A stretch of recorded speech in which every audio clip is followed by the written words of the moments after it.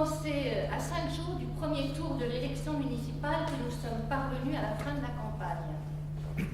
Pouvons-nous imaginer qu'ayant collé les affiches, frappé aux portes, organisé les cafés, arpenté les marchés, distribué les tracts et notre projet pour Moulins, écrit aux habitants, mis en image la campagne, inauguré nos propositions, cliqué j'aime sur Facebook, retweeté des communiqués, Ensemble pour Moulins, qu'ayant finalement l'impression d'avoir tout donné, pouvons-nous imaginer que le meeting de ce soir constitue le point d'orgue de la campagne que nous aurions débuté avec l'inauguration de notre local en janvier? Que n'entendons pas que l'élection n'est pas déterminée par un bilan? Serait-ce à dire qu'avec le mandat qui s'achève, sont balayées notre vigilance vis-à-vis de la politique souvent inégalitaire et autoritaire de l'équipe sortante, nos interventions au conseil municipal, nos actions pour réhabiliter l'équité et le droit de tous? Serait-ce à dire que c'est effacé de la mémoire des Oulinois que leurs enfants ont failli ne plus pouvoir déjeuner dans les cantines scolaires, ne plus se sociabiliser dans les crèches municipales, qu'ils ont risqué de trouver porte close à l'annexe de la bibliothèque Montlouis, et que notre action pour maintenir ces droits serait ensevelie? Serait-ce à dire que les 6 ans ont englouti dans l'oubli la gestion irresponsable du maire sortant et l'état des finances de la ville, dont nous avons révélé la hauteur de la dette et la dangerosité des emprunts toxiques?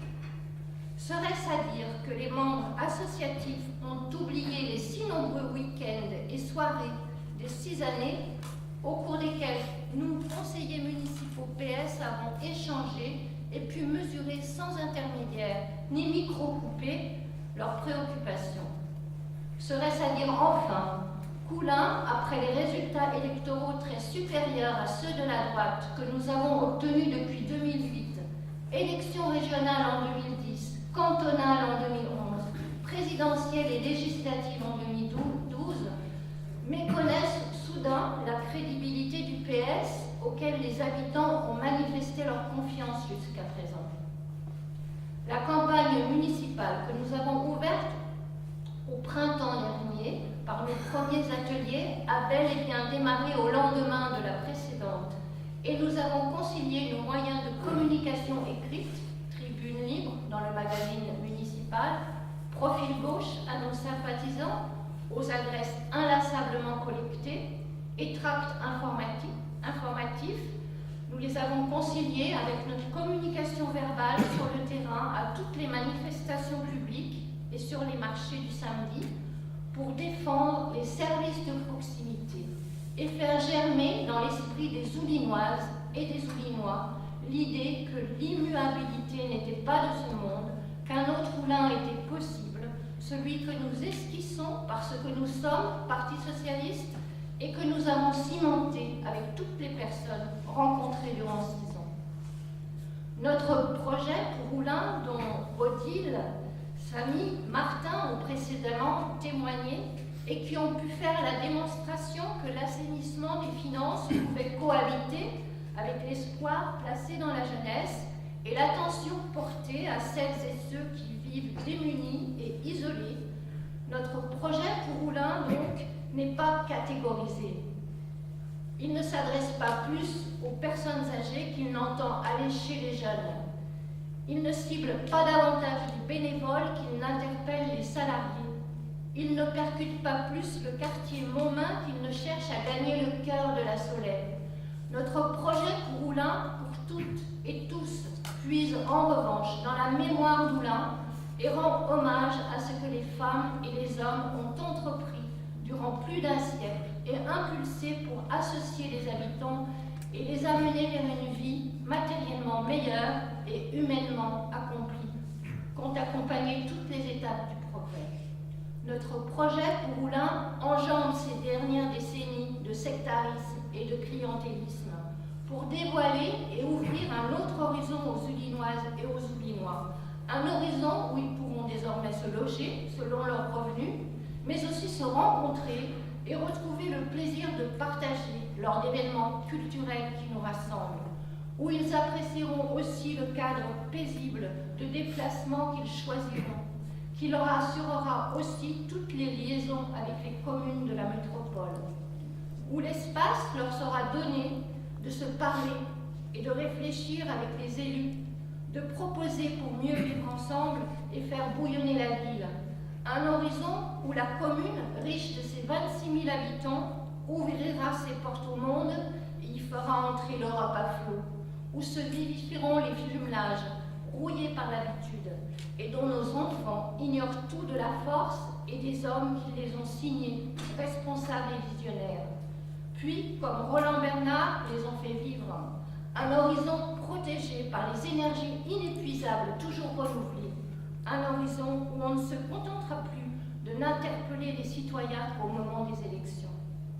Individuellement, dans la rue, en tête-à-tête dans son bureau, les Oulinoises et les Oulinois pourront bien évidemment échanger avec Jean-Louis, le maire.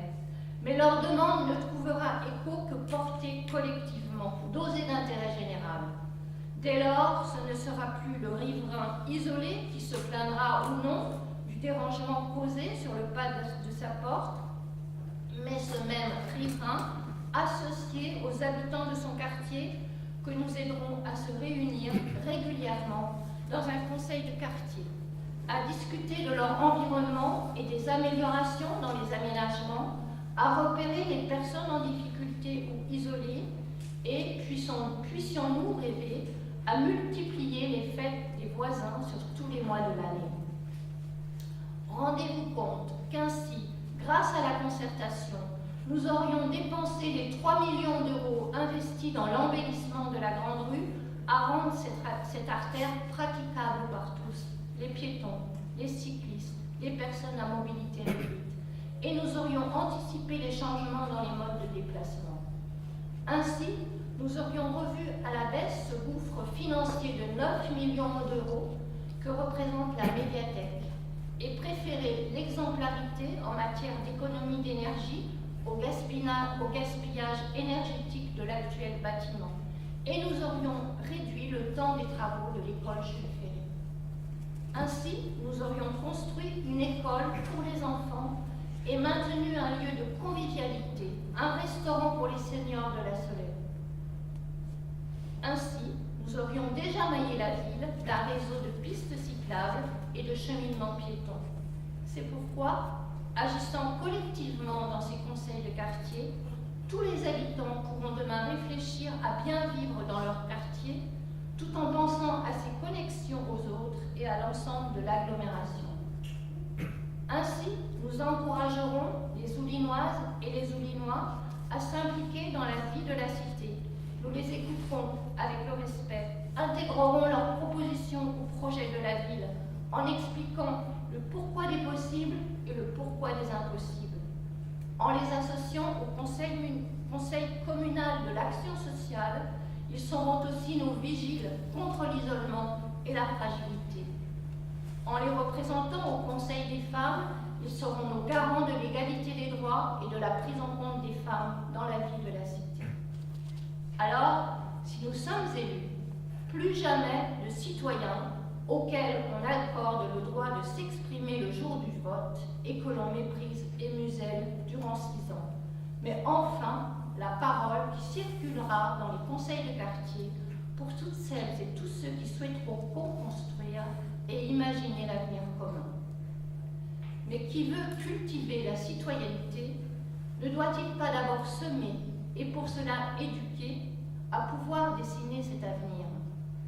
Alors moi je vais vous citer un écrivain, l'écrivain allemand Jean-Paul, qui définit mieux que moi lorsqu'il écrivait « Pour remplir le but de l'éducation, il faut savoir s'élever au-dessus de l'esprit du temps.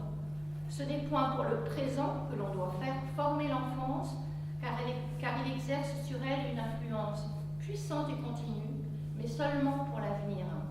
Alors l'éducation, parce qu'elle doit permettre aux enfants de s'épanouir, doit équilibrer les temps d'apprentissage et les temps d'éveil et de découverte, parce qu'elle doit permettre aux enfants de cheminer avec tous leurs atouts vers demain, de modeler le monde pluriel qu'ils piloteront à leur tour. L'éducation, pour ces raisons, sera donc une de nos priorités. C'est pourquoi l'éducation dès l'enfance commencera par restituer aux enfants leur école, celle de leur quartier, notamment de la Solette, qui fait se rencontrer leurs parents, qui fait le lien entre eux et les enseignants. L'égalité dès l'enfance sera aussi de mettre fin au busing, qui fatigue les enfants, les déracine, les isole et les différencie des autres.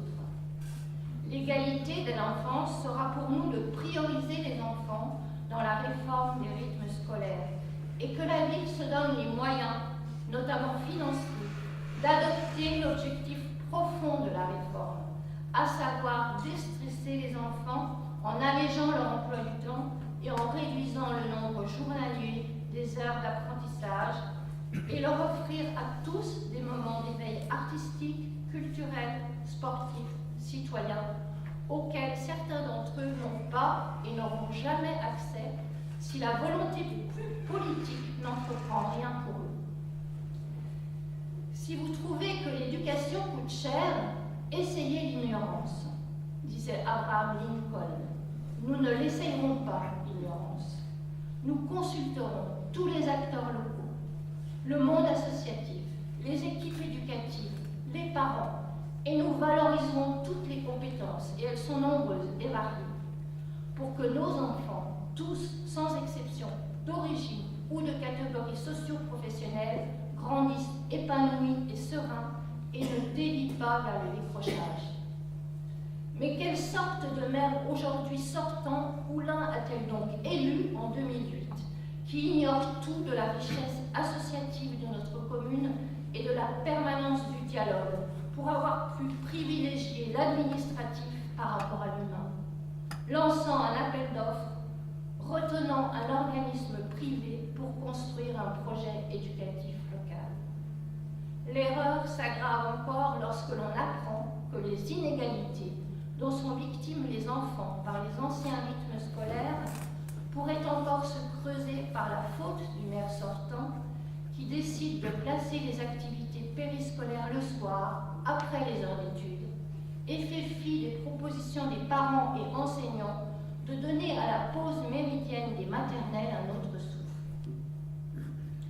Notre équipe, Ensemble pour Oulin, n'a pas attendu d'être élue pour s'entourer de responsables associatifs, de parents, de directrices et de directeurs d'école, et examiner avec eux la mise en place de la réforme optimisée pour les enfants. Les élus responsables que nous serons si nous sommes élus veilleront à concerter régulièrement tous ces acteurs et à poser un diagnostic. Ils, c'est-à-dire nous, n'hésiteront pas à changer le mauvais contre le meilleur, à chercher la réponse adaptée au public, à investir dans l'éducation en économisant ailleurs, installer des horaires aménagés en musique comme il en existe déjà en sport, pour que les enfants moins chanceux que d'autres puissent accéder à cet univers de sensibilité et s'épanouir. Développer avec les équipes éducatives des projets européens où les enfants pourront dès leur plus jeune âge s'ouvrir au monde et dialoguer sans frontières pour grandir en Européens, héritiers de l'œuvre accomplie par un Paul Jordery et un Alfred Bonser, et permettre aux enfants de porter un regard attentif et solidaire au continent africain, dont la population appauvrie et en perpétuel exode est criante dans la mondialisation. Notre projet pour Oulin de construire sans heurts. Il est un pont entre aujourd'hui et demain que chacune et chacun d'entre nous est appelé à emprunter pour gagner une autre rive, la rive du vivre bien.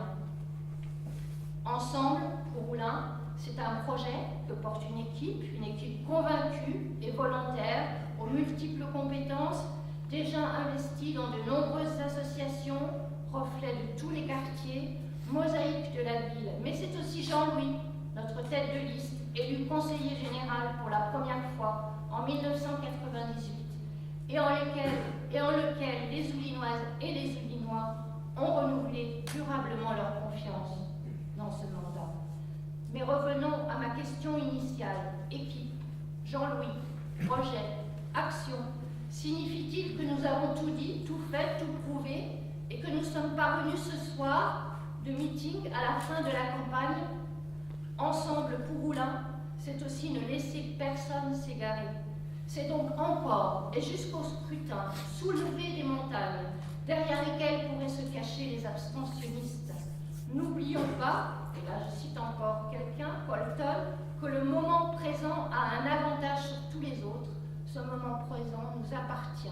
Alors il convient donc ensemble de ne pas négliger ces jours présents et de susciter inlassablement des rencontres pour rendre leur voix aux potentiels muets, les abstentionnistes, qui pourront alors s'enchanter de voir s'installer durablement le dialogue et de se reconnaître dans l'avenir humain. Alors ne lâchons rien, colportons jusqu'au dernier jour notre projet et redonnons aux citoyens l'envie de voter, qu'ils respirent à nouveau pleinement ce droit. Nous n'avons pas fini la campagne, continuons.